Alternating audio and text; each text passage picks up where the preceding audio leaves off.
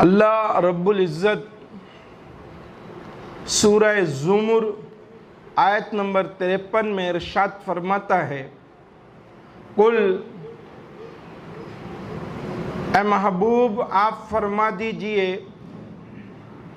یا عبادی الذین اسرفوا علی انفسہم، اے میرے وہ بندو جنہوں نے اپنی جانوں پر زیادتی کی، لا تقنطوا من رحمت اللہ، اللہ کی رحمت سے نا امید نہ ہو، ان اللہ یغفر الذنوب جمیعا، بے شک اللہ سب گناہ بخش دیتا ہے، انہ هو الغفور الرحیم، بے شک وہی بخشنے والا مہربان ہے۔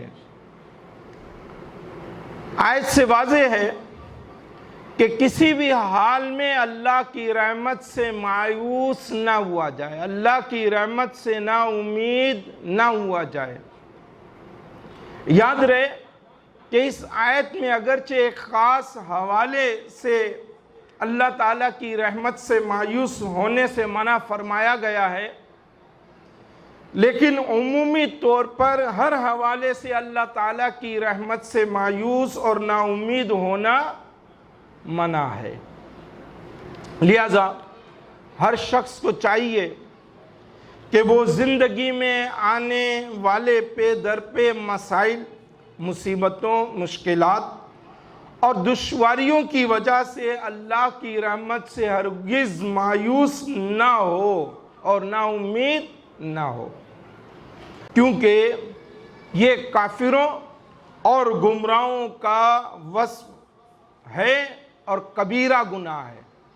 مسلمان کا ایمان عقیدہ یہ ہے کہ میرا رب میرے حالات معاملات سے واقف ہے اور مسائل کا حل بھی جانتا ہے اور مدد بھی فرمانے والا ہے اور مدد کرے گا۔ جب مسلمان کا ایمان عقیدہ یہ ہے تو مسلمان کو مایوس نہیں ہونا چاہیے۔ کافر اللہ کی رحمت سے مایوس ہوتے ہیں، مسلمان اللہ کی رحمت سے مایوس نہیں ہوتے۔ سورہ یوسف میں حضرت یعقوب علیہ السلام کا قول نقل کرتے ہوئے اللہ تعالیٰ ارشاد فرماتا ہے، سورہ یوسف آیت نمبر 87، یا بنی، یا اے بیٹو، اذہبوا جاؤ، فتحسسوا من یوسف و اخی، یوسف اور اس کے بھائی کا سراغ لگاؤ، وَلَا تَيْأَسُوا مِن رُوحِ اللَّهِ، اور اللہ کی رحمت سے نا امید نہ ہو، إِنَّهُ لَا يَيْأَسُ مِن رُوحِ اللَّهِ إِلَّا الْقَوْمُ الْكَافِرُونَ، بے شک اللہ کی رحمت سے نا امید نہیں ہوتے مگر کافر لوگ۔ کافروں کا کام ہے اللہ کی رحمت سے مایوس ہونا، مسلمان کا کام نہیں ہے۔ یعنی حضرت یعقوب علیہ السلام نے اپنے بیٹوں سے فرمایا کہ میرے بیٹوں تم مصر کی طرف جاؤ اور حضرت یوسف علیہ السلام اور ان کے بھائی بنیامین کو تلاش کرو۔ تو بیٹوں نے کہا ہم بنیامین کے معاملے میں کوشش کرنا نہیں چھوڑیں گے، البتہ حضرت یوسف علیہ السلام چونکہ اب زندہ نہیں ہیں اس لیے ہم انہیں تلاش نہیں کریں گے۔ اس پر حضرت یعقوب علیہ السلام نے فرمایا کہ اللہ تعالیٰ کی رحمت سے مایوس نہ ہو، بے شک اللہ کی رحمت سے کافر لوگ ہی نا امید ہوتے ہیں، کیونکہ کافر اللہ تعالیٰ اور اس کی صفات کو نہیں جانتے، اور مومن چونکہ اللہ تعالیٰ اور اس کی صفات کو جانتا ہے، اس لیے وہ تنگی، آسانی، پریشانی، خوشی، کسی بھی حال میں اللہ کی رحمت سے مایوس نہیں ہوتا۔ حضرت ابراہیم علیہ السلام کا قول نقل کرتے ہوئے ارشاد ہوا، کہا، یعنی حضرت ابراہیم علیہ السلام نے کہا، وَمَن يَقْنَطُ مِن رَحْمَتِ رَبِّهِ، اپنے رب کی رحمت سے کون نا امید ہو، إِلَّا الضَّالُّونَ، مگر وہی جو گمراہ ہوئے۔ قَالَ فَمَا خَطْبُكُمْ أَيُّهَا الْمُرْسَلُونَ، پھر حضرت ابراہیم علیہ السلام نے کہا کہ تمہارا کیا کام ہے فرشتوں؟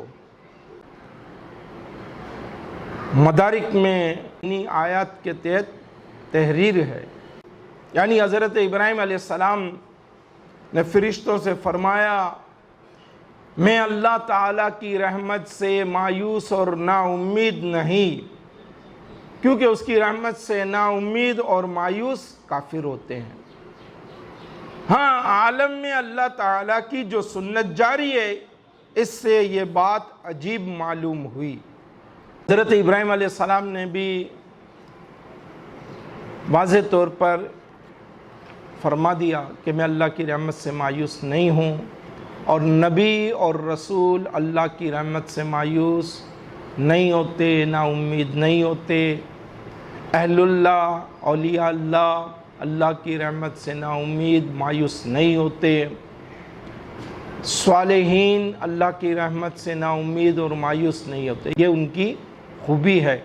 تو مسلمان کو چاہیے اسی خوبی کا پیکر بنے، اس وصف سے مالا مال ہو۔ سورہ حامیم السجدہ آیت نمبر 49 میں کافر شخص کے بارے میں ارشاد ہوا، لا یسأم الانسان من دعاء الخیر، آدمی بھلائی مانگنے سے نہیں اکتاتا۔ وَإِن مَسَّهُ الشَّرُّ، اور کوئی برائی پہنچے، فَيَئُوسٌ قَنُوطٌ، تو نا امید آس ٹوٹا ہو جاتا ہے۔ لا یسأم الانسان من دعاء الخیر، آدمی بھلائی مانگنے سے نہیں اکتاتا، یعنی کافر انسان ہمیشہ اللہ تعالیٰ سے مال، کبھی امیری، کبھی تندرستی، صحت مانگتا رہتا ہے، اور جب کبھی اسے کوئی سختی آ گھیرے، مصیبت آ جائے، معاشی تنگی پہنچے، تو اللہ کے فضل اور اس کی رحمت سے نا امید اور مایوس ہو جاتا ہے۔ یاد رہے کہ اللہ تعالیٰ کی رحمت اور اس کے فضل سے مایوس ہو جانا یہ کافر کا وصف ہے، اس کا کام ہے۔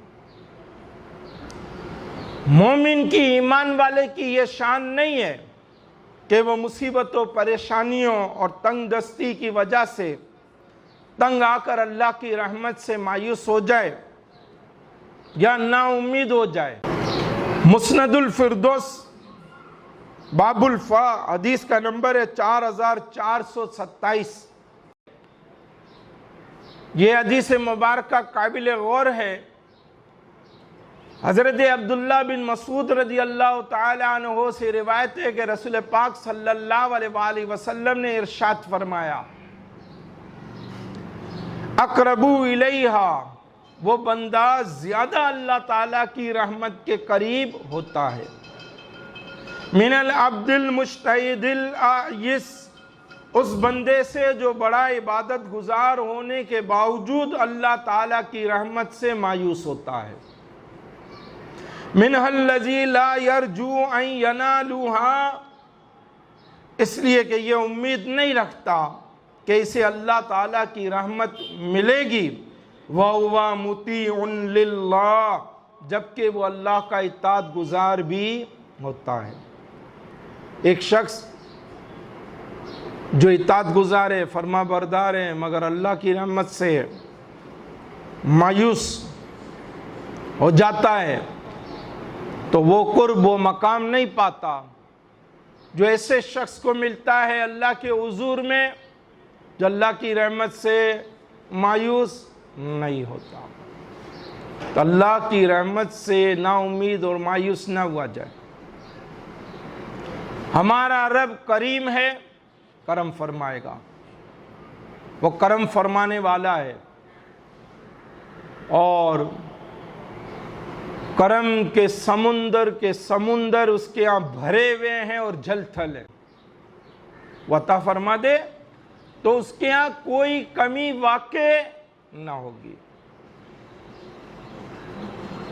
حدیث مبارکہ میں مراد یہ ہے کہ اللہ تعالیٰ سے اچھی امید رکھنی چاہیے، یہ نہیں کہ آدمی عمل کر کے یا بغیر عمل کے بے خوف ہو جائے۔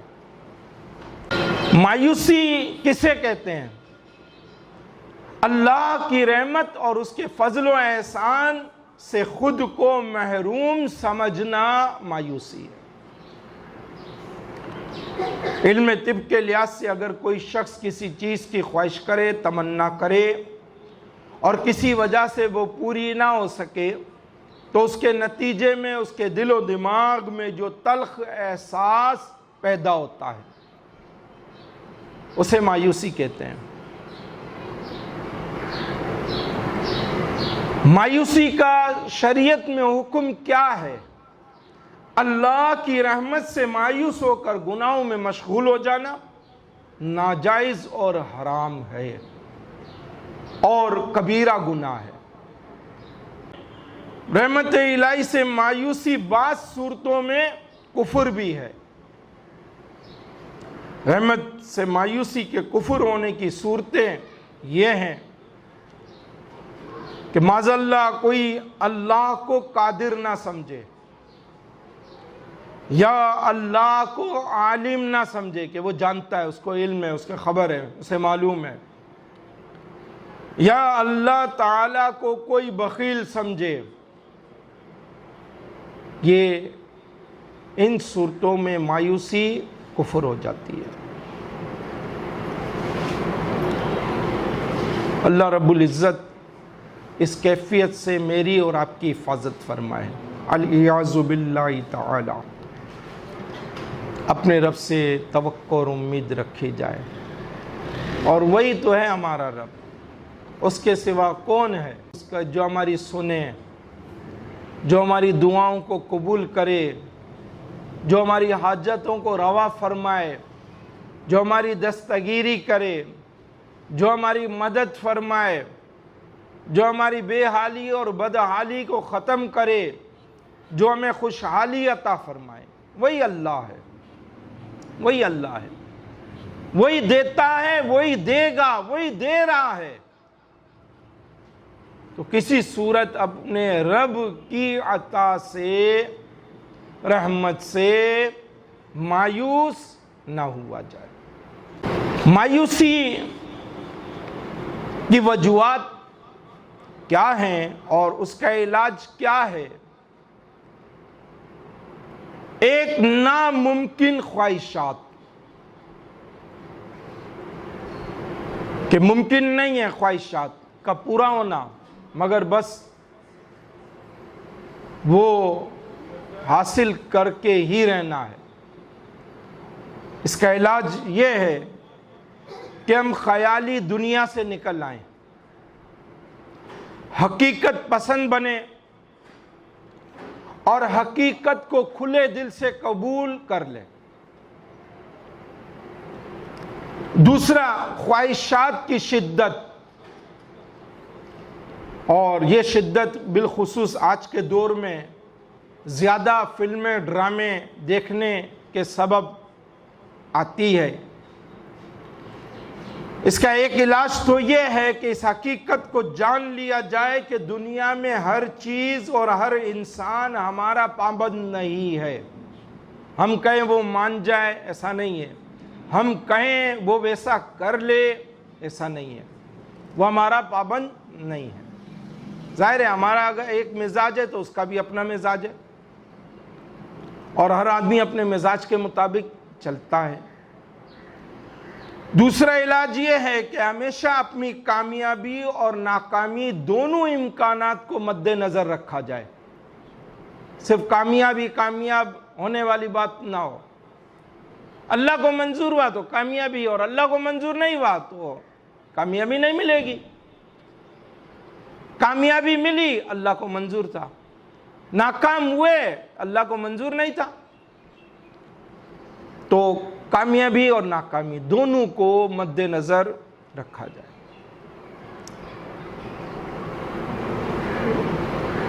تیسرا، دوسروں سے بے جا توقعات وابستہ کرنا، امیدیں باندھنا۔ ہر شخص ایسا نہیں ہوتا کہ وہ ہماری توقعات پر پورا اترے۔ علاج یہ ہے کہ دوسروں سے توقعات وابستہ کرنے کی بجائے ہر کام کو اپنے زور بازو سے کیا جائے، اپنی مدد آپ کے تحت، اپنی محنت شاہکار سے کیا جائے۔ چوتھا، منفی ذہنیت، چند ناکامیوں کو اپنی زندگی کا روگ بنا لینا۔ علاج یہ ہے کہ جو کامیابیاں زندگی میں ملی اس پر دھیان دیا جائے، اس پر بھی توجہ کی جائے، اس پر بھی دھیان رکھا جائے۔ فقط چند ناکامیوں کی گتھی پکڑ کر مایوس نہ ہوا جائے۔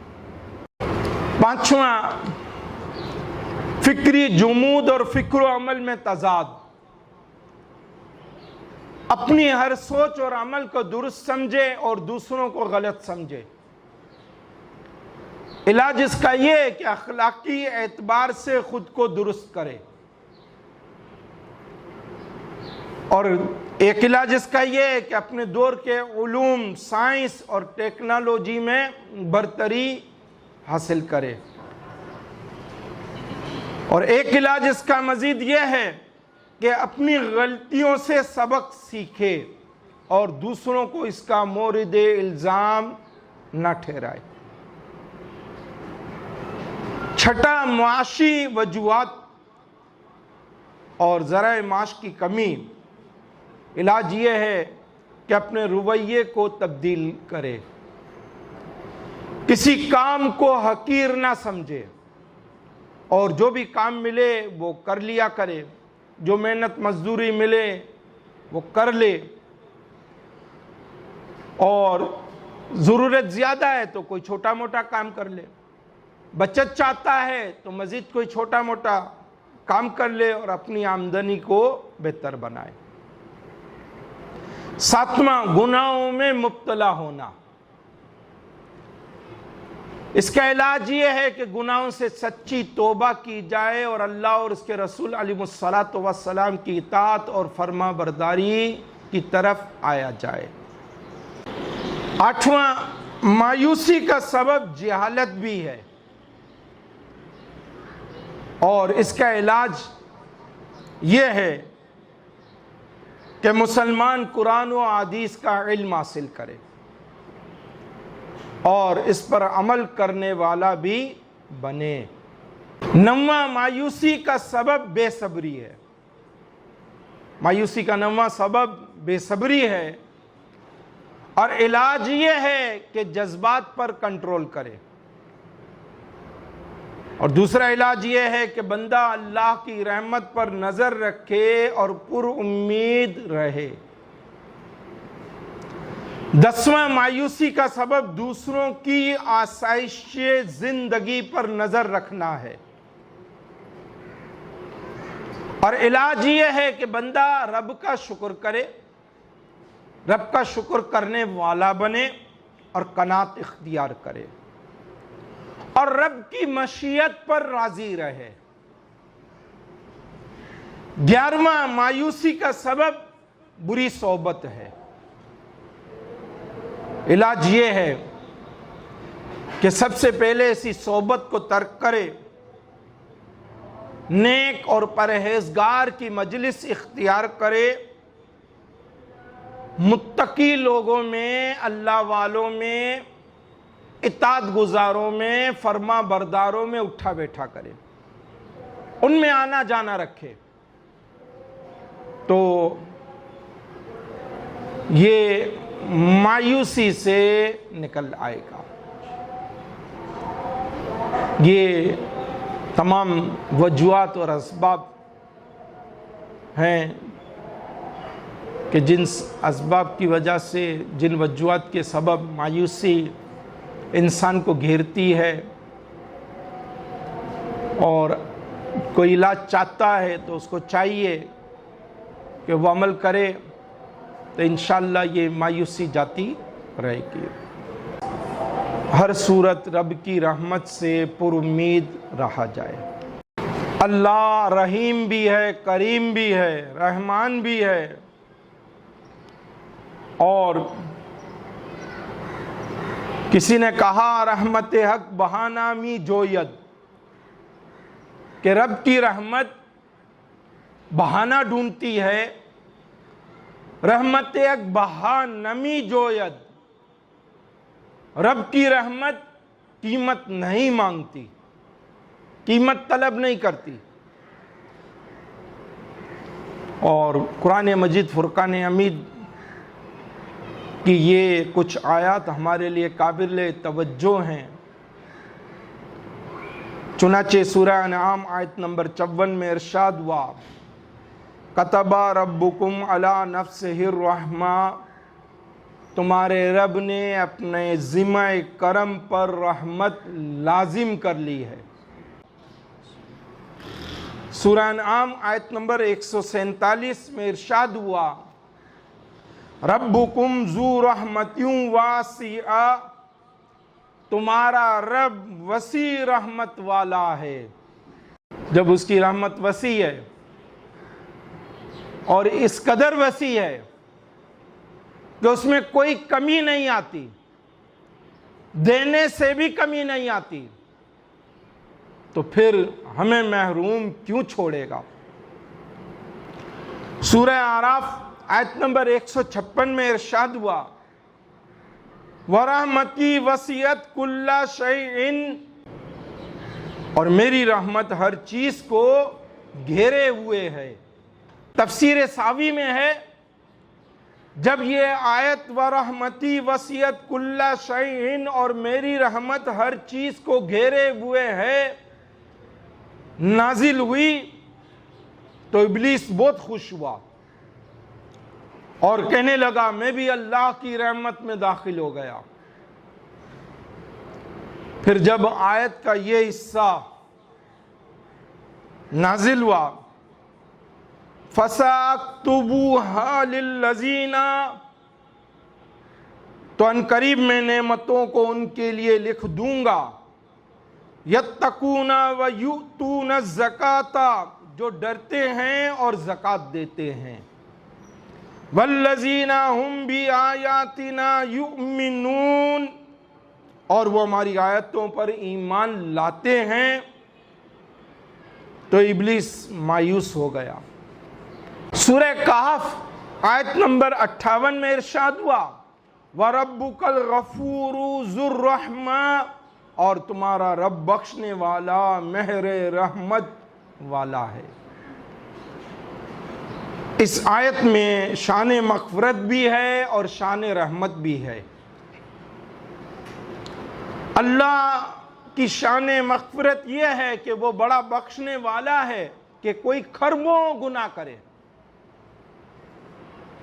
اور مغفرت کا دروازہ کھٹکھٹائے تو پروردگار اسے بھی بخش دیتا ہے۔ ساری زندگی گناہوں میں گزارے اور آخری لمحات ہی میں توبہ کر لے تو پروردگار کریم اسے بھی معاف فرما دیتا ہے۔ اور اللہ کی شان رحمت یہ ہے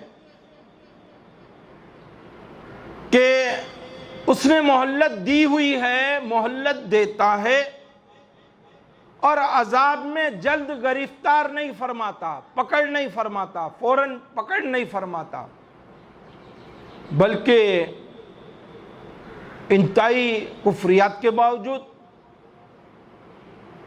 اور بے پناہ نافرمانیوں کے باوجود، انتہائی زیادہ سرکشیوں کے باوجود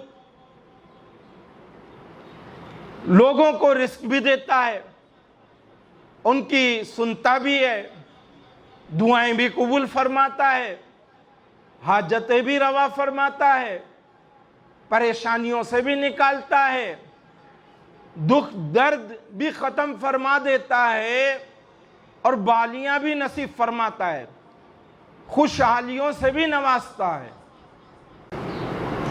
اللہ کی شان رحمت کے لحاظ سے یہ احادیث مبارکہ ہمارے لیے قابل توجہ ہیں۔ صحیح البخاری کتاب بدء الخلق اور حدیث کا نمبر ہے 3194۔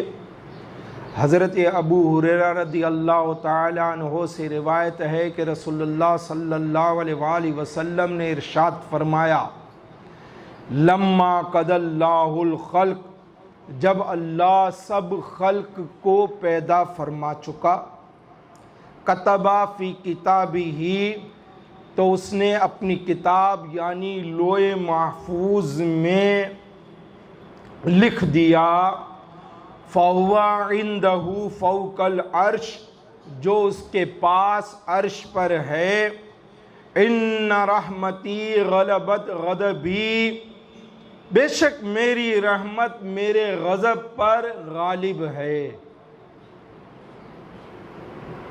رب کی رحمت اس کے غضب پر غالب ہے۔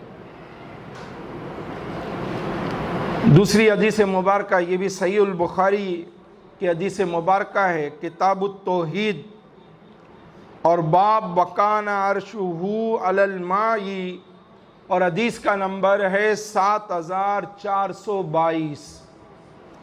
اس کے بھی راوی حضرت ابو ہریرہ رضی اللہ تعالیٰ عنہ ہیں کہ نبی کریم علیہ الصلوۃ نے ارشاد فرمایا، ان اللہ لما قضى الخلق، جب اللہ نے مخلوق کو پیدا فرما لیا، کتب عنده فوق عرشہ، تو اپنے عرش کے اوپر اپنے پاس اس نے لکھ دیا، ان رحمتی سبقت غضبی، بے شک میری رحمت میرے غصے پر جو ہے سبقت لے گئی، بے شک میری رحمت میرے جلال پر سبقت لے گئی۔ رحمت فرماتا ہے، پکڑ نہیں فرماتا، ڈیل دیتا ہے، گرفت نہیں فرماتا، مہلت دیتا ہے کہ اب مان جائے، کہ اب آ جائے، کہ اب توبہ کر لے۔ ایسا رحیم، ایسا کریم، ایسی رحمت برسانے والا ہمارا مالک۔ قرآن مجید فرقان حمید میں اللہ وحدہ لا شریک نے مایوسی کا بہترین حتمی اور اٹل علاج ارشاد فرما دیا۔ ہر مسلمان اس کو سمجھے اور اس پر عمل کرے۔ سورہ بقرہ آیت نمبر 45 اور 46 ارشاد ہوا، وَاسْتَعِينُوا بِالصَّبْرِ وَالصَّلَاةِ، اور صبر اور نماز سے مدد چاہو۔ وَإِنَّهَا لَكَبِيرَةٌ، اور بے شک نماز ضرور بھاری ہے، إِلَّا عَلَى الْخَاشِعِينَ، مگر ان پر نہیں جو دل سے میری طرف جھکتے ہیں۔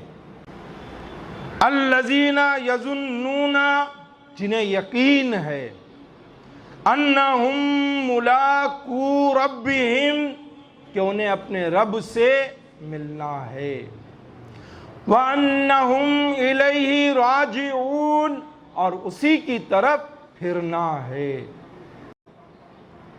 اس آیت مبارکہ میں دو کاموں کو ہائی لائٹ کیا گیا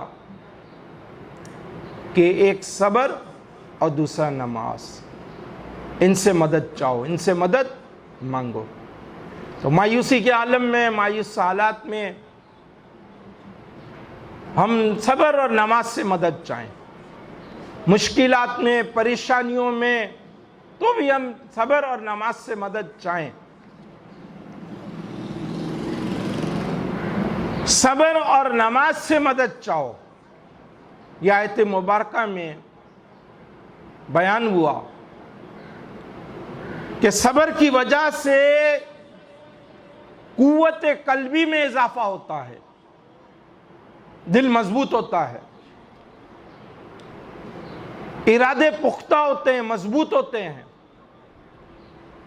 اور آدمی ٹوٹتا نہیں ہے،